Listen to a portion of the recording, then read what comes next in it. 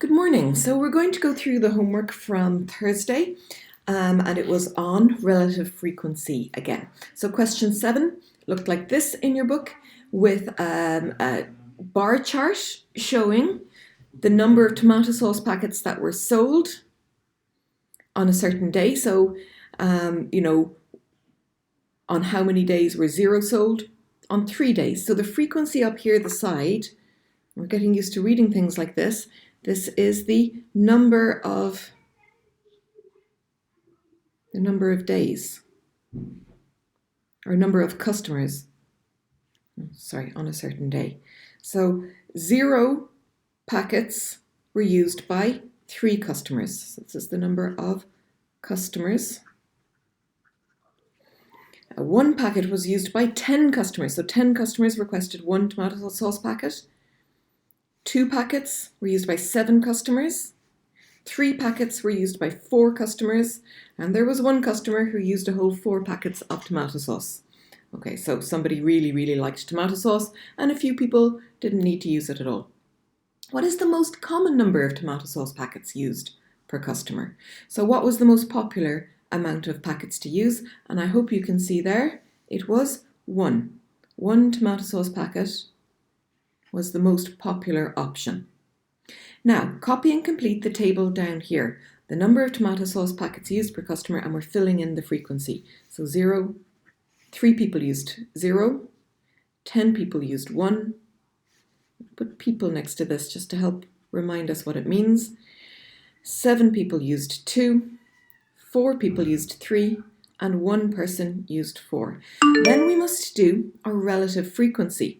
So in order to do my relative frequency, I need my total frequency, the total number of people that I'm talking about. So I add up these.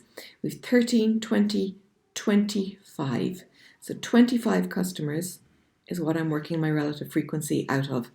The first one here will be 3 out of 25, but I need to write that as a decimal.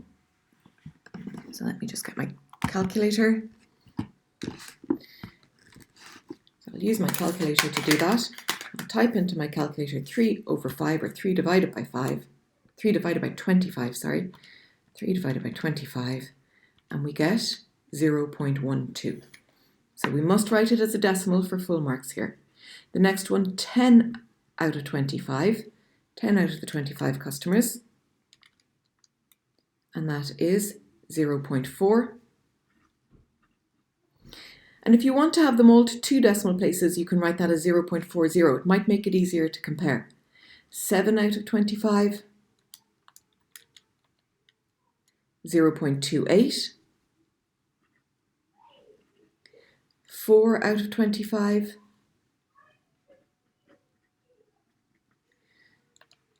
and that's 0.16. And 1 out of 25, 1 out of 25, giving us 0.04. And we know, of course, if we add up these, 0.12, 0.4, 0.28, 0.16, and 0.4, we will get 1.00.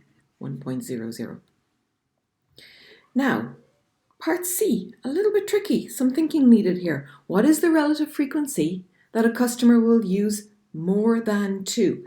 So we've got to be careful here. More than 2. 2 packets, or not 2 packets, 3 packets or 4 packets. 3 or 4 packets. So these guys here, we're going to add them together.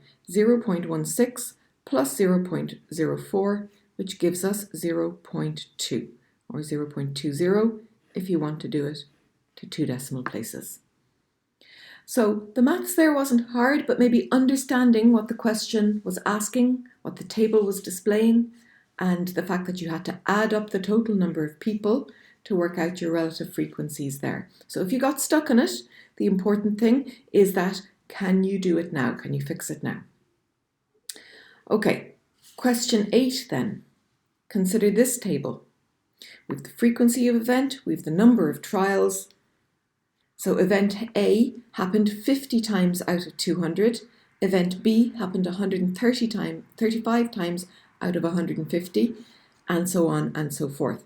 Calculate the relative frequency of each of these events. So I'm going to write it over here, the relative frequency, and they want me to write it as a fraction, as a decimal, and as a percentage.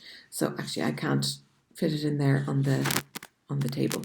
So the relative frequency of A as a fraction would be 50 out of 200, which of course will simplify. Let's just use our calculator to do the heavy lifting there. Simplifies to a quarter, which as a decimal is 0.25, and as a percentage is 25%. So this is how they wanted your answers. The relative frequency of B will be 135 out of 150. And that, if we simplify that, 135 out of 150, 9/10. And that is 0.9 as a decimal, or 90%. The relative frequency of C will be 50 out of 80, which is 5/8 when you simplify the fraction, or 0.675. I just want to show you that. 0.625. 0.625, or 62.5%. The relative frequency of D is going to be 150 out of 150,000. So a lot of trials there. And this is relevant to part B, which we'll look at in a second. So that then is 1/1000th as a decimal, which is 0.001. Sorry, 1/1000th is a simplified fraction, 0.001 as a decimal, or 0.1%. So not even a full percentage, a tenth of a percentage as a percentage. And finally, the relative frequency of E is 65 out of 195.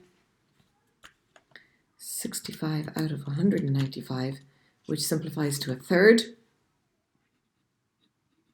And we'd write that as 0.33 to 2 decimal places, or a little dot to say that it's recurring, or 33 and a third, 33.3%. So again, we were practicing converting between fractions, decimals, and percentages there. Do let me know if there's any step of that you didn't understand. Finally, part B. Which event's relative frequency is likely to be closest to the actual probability? And the answer is D, because it had the largest number of trials. So let me just write down the answer to part B. I'll write it up here.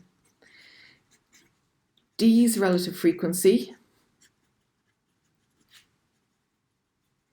is closest to the actual probability